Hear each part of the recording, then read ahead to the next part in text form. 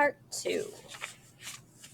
Monday, September 18th. The first day of school, take 2. Mom drove me into Tangerine this morning at 7:30. We drove past the lime greenhouses and the citrus packing plant. We passed through a small downtown area and then pulled up to a concrete building that looked like a block-long post office. We parked across the street and I reminded her, I'll be at soccer practice until 5, I hope. I hope so too, Mom replied. Look, I really should go in with you this morning. There must be transfer forms for me to sign. No, there aren't any forms for you to sign. All I need is my computerized class schedule from Lake Windsor Middle. No forms, no mothers. Mom was staring across the street and not liking what she saw. There were two small groups of guys karate kicking at each other outside the building. There were larger groups too, menacing-looking gangs just standing around watching the karate kickers go at it. Mom said, "Look at that. Why isn't this area being supervised?" Hey, that's no big deal. That's just what some guys do, Mom. At the entrance to the school? What kind of first impression is that? They don't do that wherever they are. Lighten up. I'll see you at 5. Yeah, if you live. I walked around the karate kickers and the gangsters and pushed open a heavy wooden door. I saw that I could go straight toward the first floor classroom, so I could climb the stairs to the left, toward what seemed to be the office. I went left and started up the worn marble stairs, like thinking how unusual it was to find stairs like these in Florida. For that matter, the whole building was unusual. I hadn't been on the third floor of anything since we moved here. The school office was located at the top of the first flight. The principal herself was standing just inside the glass doors. She walked right up to me and said, "I'm Dr. Johnson. Who are you?" "Paul Fisher, ma'am." "And you're from Lake Windsor Middle School, I presume?" "Yes, ma'am." She took my schedule for me and read it carefully. Then she turned around and called into one of the side offices. "Teresa, come out here and take this one." A small, skinny girl with brown hair tied back in a ponytail came out of the side room. Dr. Johnson said, "This is Paul Fisher. Paul, this is Teresa Cruz.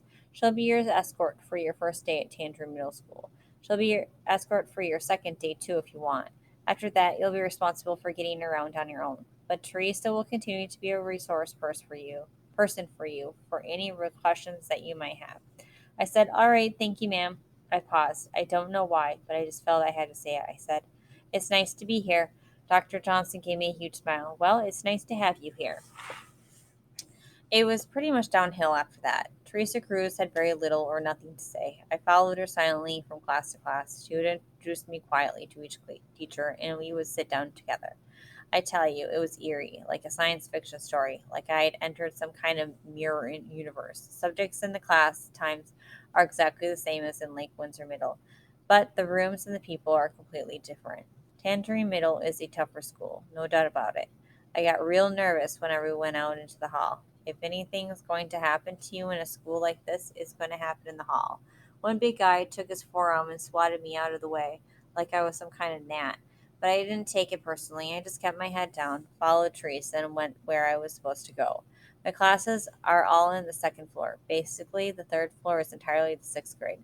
The second floor is the seventh grade, and the first floor is the eighth grade, with a few exceptions. The first floor also has the cafetorium, which obviously doubles as the cafeteria and the auditorium. It's pretty gross. The cafetorium is a kitchen at the near end and a stage at the far end. In between are two rows of wooden tables with wooden folding chairs. It's loud in there, like in some old prison movie.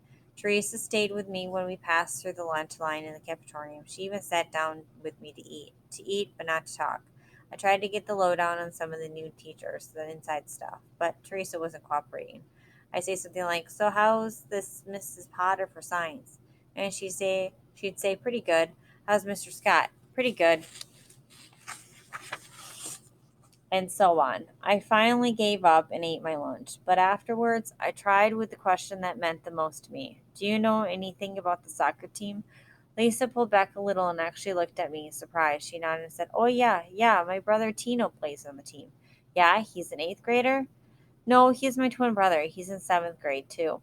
"Oh, well, I was thinking about going out to practice today to see if I could get on the team." Teresa thought about this. "Yeah, you could do that. Tino won't be there today, though. He's still suspended. Victor, Hernando, none of those guys will be there today, but I guess they'll still have practice." I knew the answer to the question, but I asked it anyway. Why won't they any of them be there? Oh, they got into some trouble over at the carnival. Mrs. Bright grabbed the whole bunch of them while they were sitting here eating lunch. She brought them up to Dr. Johnson, and they all got suspended for 3 days. So they'll all be back tomorrow? Yeah, Tino, Victor, Hernando, all those guys. And they're all starters? They're who? They're starting playing players on the soccer team? Uh, Teresa answered with pride. Oh, yeah. Victor, he is kind of like the star. Victor and Maya, they're like the two stars.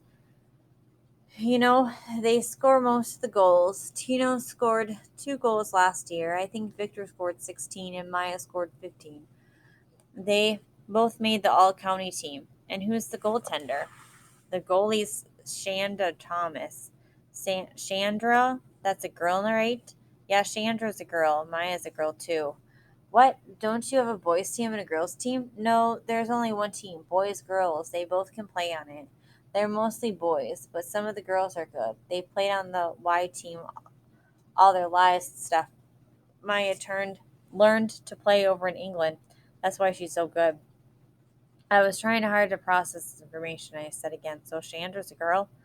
Teresa seemed to be enjoying this. Oh yeah, there's 4 girls. Chandra, Maya's cousin Nita, and Dolly. They're all on the team. Then there's Tino, Victor, Hernando, and about 10 other guys. They're good.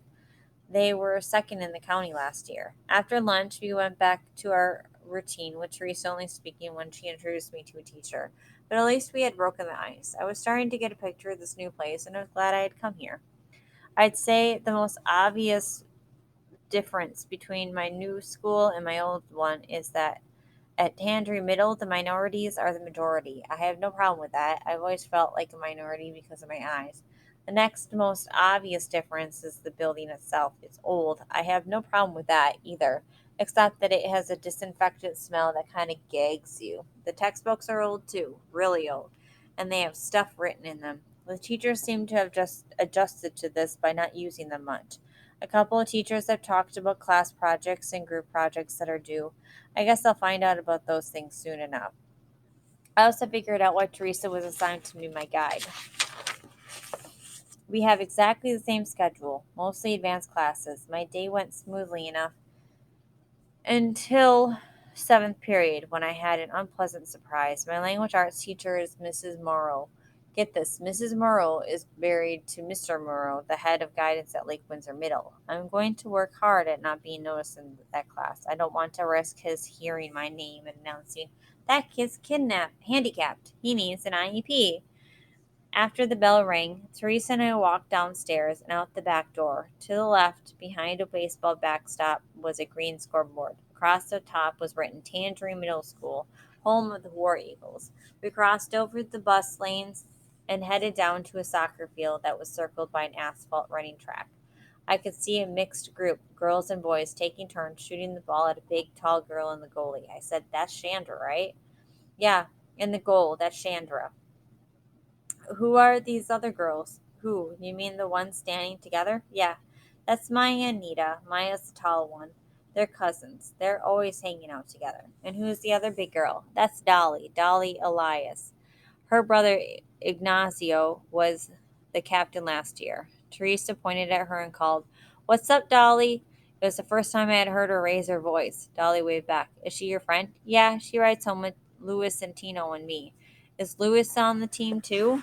No, no, Louis is grown up. He's our big brother. He comes and picks us all up after practice. He picks up Fernando and Victor too. We crossed the field in front of Dolly just as she drove a perfect corner kick, 5 feet off the ground. Teresa walked me up to a tall, powerful looking woman in a maroon warm up suit. She said, Miss Bright, this is Paul Fisher from Lake Windsor Middle School. He wants to play on your soccer team. Miss Bright had to look down to meet my eyes. She said, how long are you going to be with us, Paul? 3 months, ma'am, at least through the soccer season.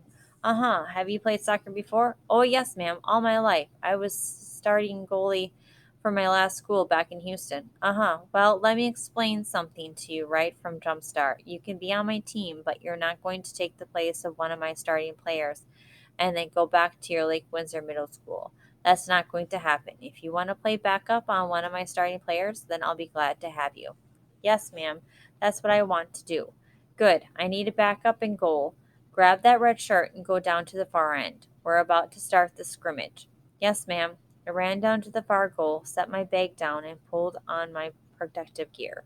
With half the starters missing, the scrimmage was kind of a joke. I only touched the ball once. Needless to say, no one scored on me. Chandra had the same kind of game down at her end. I can't describe how great it feels to have another chance. Nothing at all is going to bother me. I'll play backup to Chandra Thomas and be happy about it. Goalies get hurt a lot. They need backups more than anybody else. I've been hurt, had my hand stepped on, had the wind knocked out of me, and someone had to fill in for me. It happens all the time. I'll get into some games, no question about that. Near the end of practice, I noticed a familiar truck pull up.